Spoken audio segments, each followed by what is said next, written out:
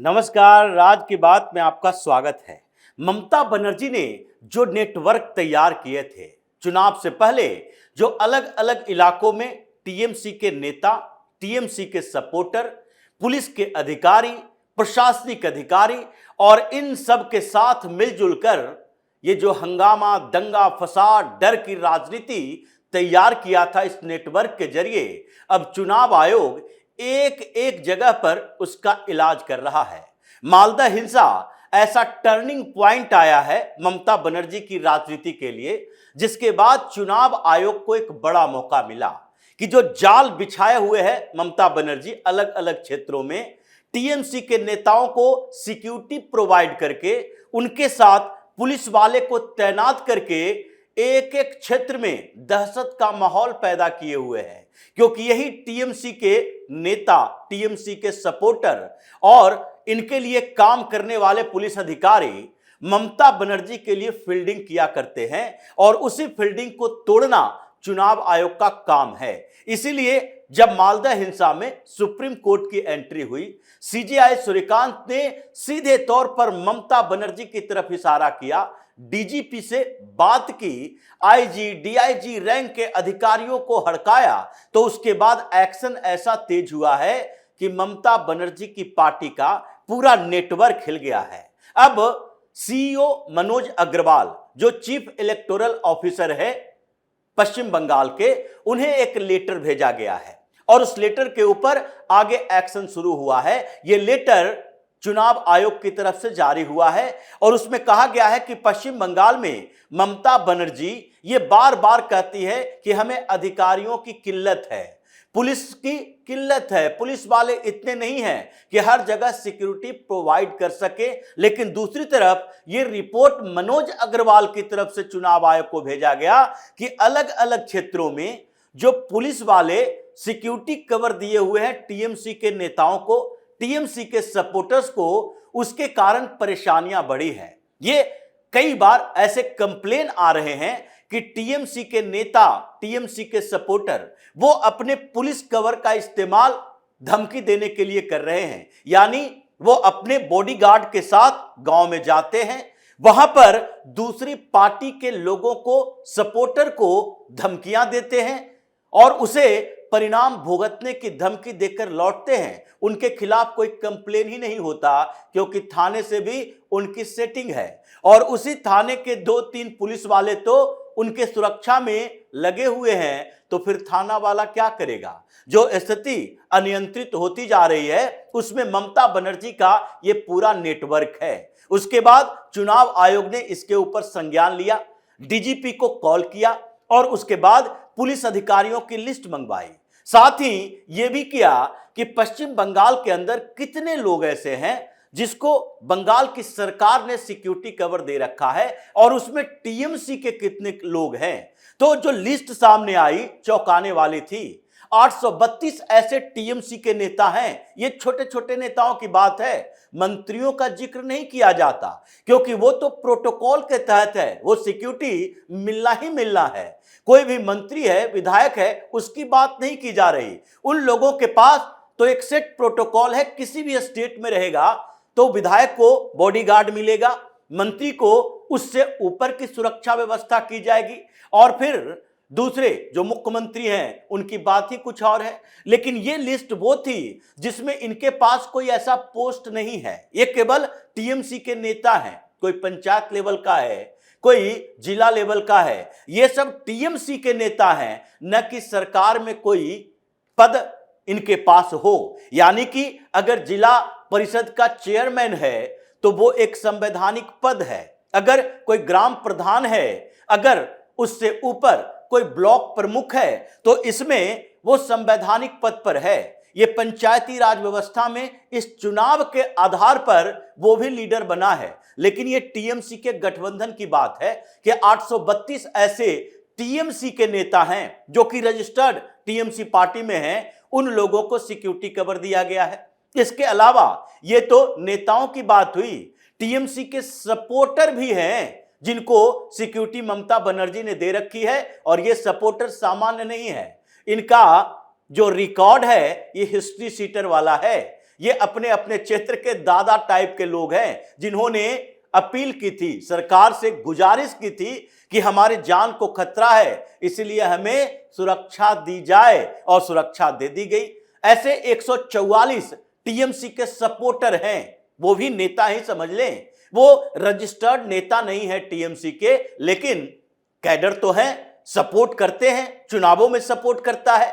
TMC ने या ममता बनर्जी ने चालाकी से इन लोगों को अपने पार्टी में शामिल नहीं किया ताकि उस क्षेत्र में बदनामी ना हो, इसलिए इन लोगों को सपोर्टर के तौर पर बैकअप दिया गया, लेकिन सरकार की तरफ से सुविधाएं दी जा रही थी, इनको सुरक्षा दिए जा रहे थे ताकि दूसरे पार्टी के नेताओं कार्यकर्ताओं को यह धमकी दे सके। यानी टोटल 976 ऐसे टीएमसी के नेता और टीएमसी के सपोर्टर ये चुनाव आयोग के चंगुल में फंस चुके हैं। इन लोगों को चुनाव आयोग ने दबोचा है और इसके साथ इनके साथ मिले जुले हुए रहने वाले 2182 पुलिस अधिकारी, पुलिस वाले, पुलिसकर्मी, ये सब मिलाकर 2182 है। जो भी नप गया है क्योंकि वो इन लोगों के साथ रहते हुए उसके खिलाफ भी कंप्लेन आया कि इसे सिक्योरिटी से तो हटाया जाएगा लेकिन चुनावी ड्यूटी में इसे नहीं लगाया जा सकता क्योंकि ये टीएमसी नेताओं के साथ रहते हुए करप्शन भी किया, उनका पैसा भी लिया, खाया भी और उनका साथ दिया धमकी देने में। यानी कि 2182 पुलिस अधिकारी भी नप गए हैं और साथ ही अलग अलग इलाकों में भी ताबड़तोड़ एक्शन हो रही है। एक एक जगह पर जहां टीएमसी के सपोर्ट बेस था, जहां इसने नेटवर्क अधिकारियों, पुलिस वाले और साथ ही इनके नेता जो आक्रामक होकर अब धमकियों पर उतर गए थे, उन सब के खिलाफ एक्शन हो रहा है। एक विधानसभा क्षेत्र में वहां का एआरओ, और एआरओ कौन? ज्योत्सना खातून, यानी कि मुस्लिम आधार, मुस्लिम अधिकारी और मुसलमानों का एरिया। अब उसके बाद सेटिंग तो होनी थी। ये ज्योत्सना खातून एआरओ है, ज्वाइंट बीडीओ है, लेकिन ये कर क्या रही थी? टीएमसी के लिए पैरवी कर रही थी। ये गलत इंफॉर्मेशन, गलत दस्तावेज के आधार पर वोटर का नाम जोड़ रही थी। ये टीएमसी के लिए एजेंट का काम कर रही थी और इसके बारे में जानकारी पश्चिम बंगाल में मिली।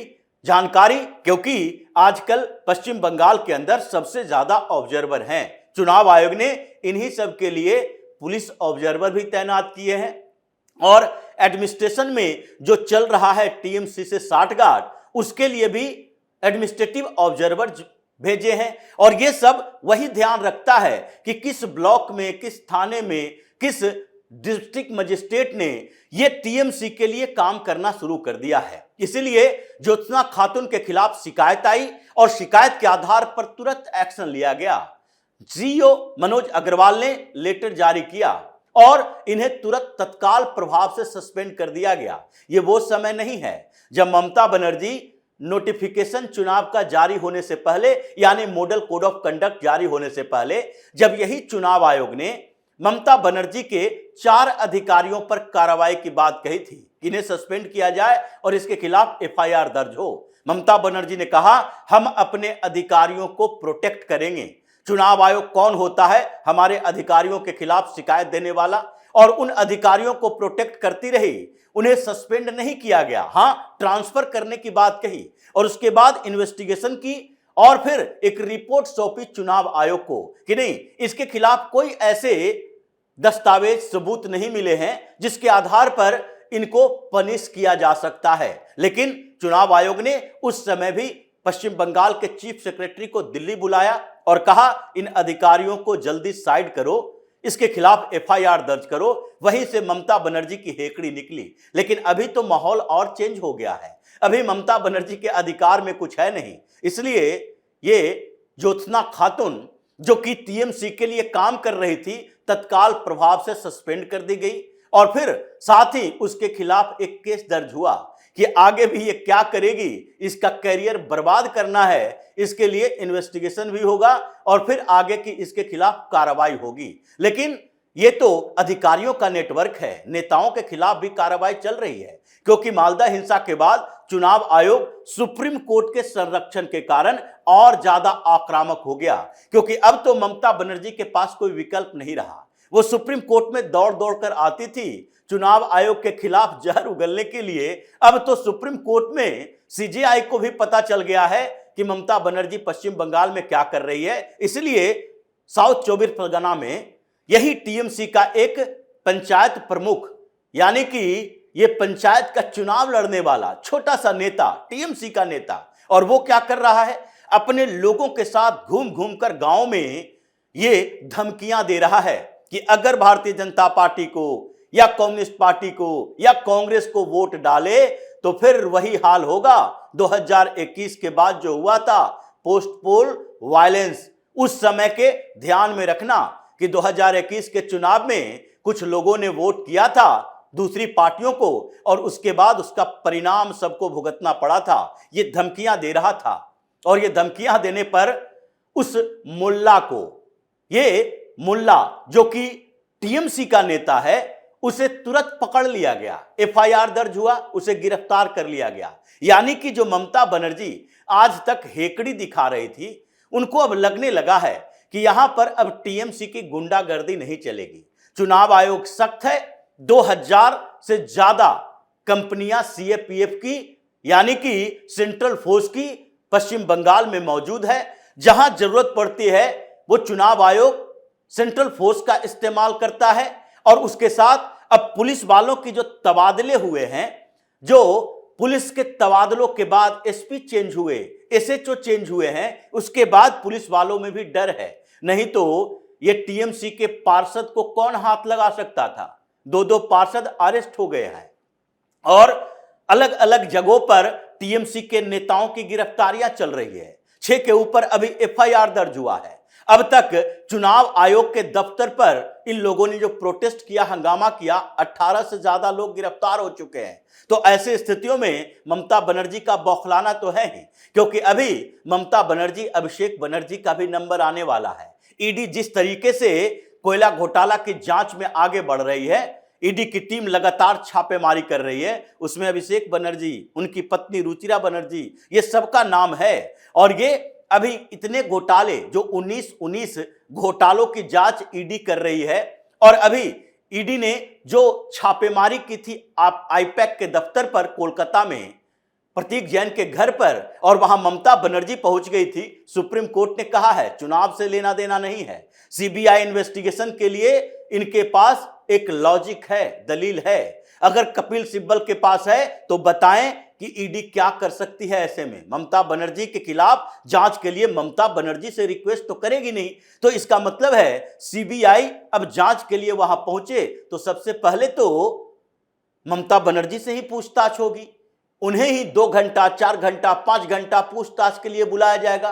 तो ऐसी स्थितियां पैदा हो गई है कि ममता बनर्जी जो पहले इस चुनाव को एक अड्डा बना देती थी, फ्री एंड फेयर चुनाव नहीं हो पाते थे, अब ऐसा लगता है कि ममता बनर्जी को अब कोई भी ऐसे चुनाव के समय, वोटिंग के समय मैनिपुलेट करने में पूरे नेटवर्क का सहयोग नहीं मिलेगा और इसलिए छटपटाई हुई हैं, गाली गलौज पर उतर आई हैं और सबको अपना दुश्मन बनाकर रख ली हैं। तो इसी तरह की खबरों के साथ फिर से हाजिर होंगे, तब तक के लिए बने रहिए हमारे साथ और देते रहिए हमें सहयोग, ताकि इसी तरह की खबर हम आपके लाते रहें। धन्यवाद।